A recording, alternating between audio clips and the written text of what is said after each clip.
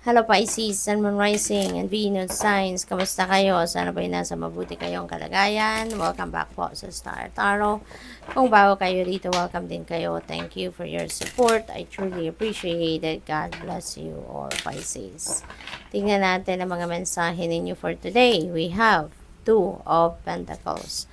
Ayan. So, dito sa Two of Pentacles ninyo, no? This is in reverse.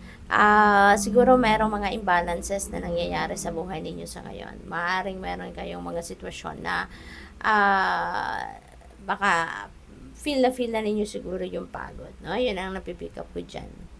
Siguro yung isip ninyo all over the place, no? Fragmented, kaya naguguluhan din siguro na ang iba sa inyo.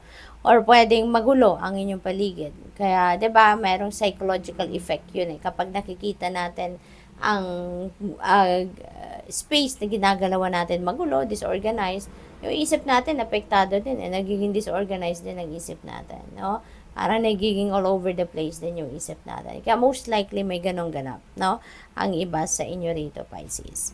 So, what else? We have Nine of Wands. Ayan. So, Nine of Wands is this is about perseverance, no? So, siguro ang iba sa inyo rito, feeling ninyo din, napapagod na din siguro kayo sa kung ano man ang pinagsisikapan ninyo rito. No, this is a test of resilience ninyo. 'Di ba? Kung gaano kayo katatag, katibay, 'di ba? Gaano kayo maninindigan or gaano kayo magtsatsaga, 'di ba? Sa ginagawa ninyong ito. So, but ang message sa inyo dito, don't give up. Okay? Continue to persevere. Continue to work hard. Continue to work on kung ano man itong pinagtatrabahuan ninyo. Okay? Kasi, ito, kumbaga, one step forward na lang ang kulang ninyo. And mapagtatagumpayan nyo na to.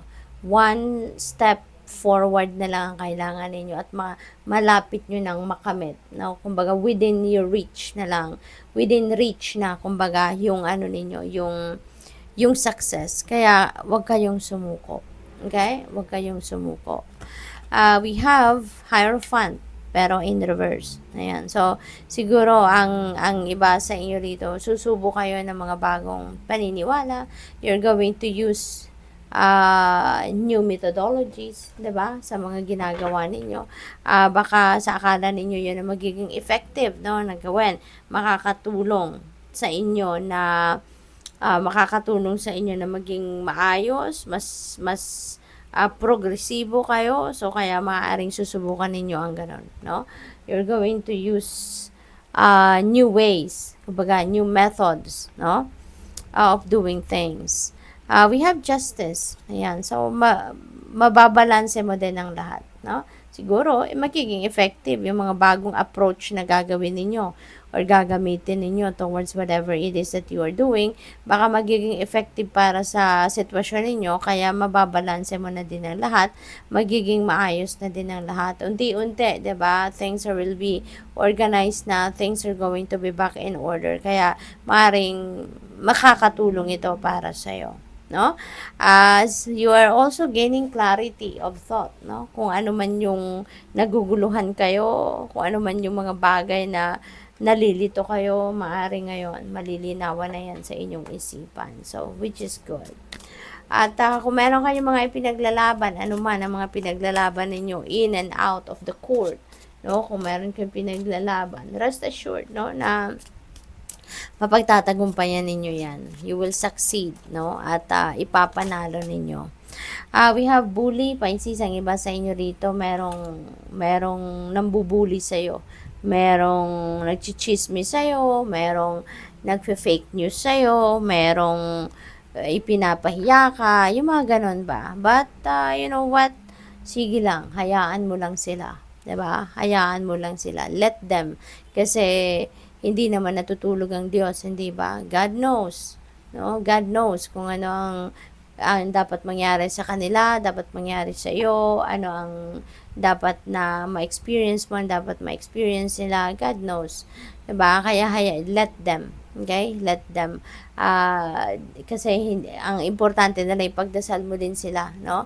Aside from praying for your safety, for your protection. Pagdasal mo din sila because for sure they don't know what they are doing. Maybe they are not aware that karma is real. Karma is happening, and karma is always at play, 'di ba?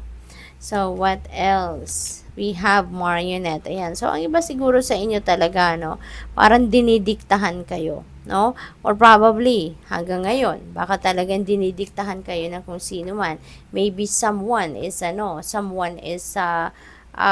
running your life, no? Baka nagbabaw lang kayo na nagbabaw sa kung kanino man, sumusunod lang kayo sa gusto nila, sumusunod kayo sa kung ano ang desisyon nila, no? So, siguro may ganon.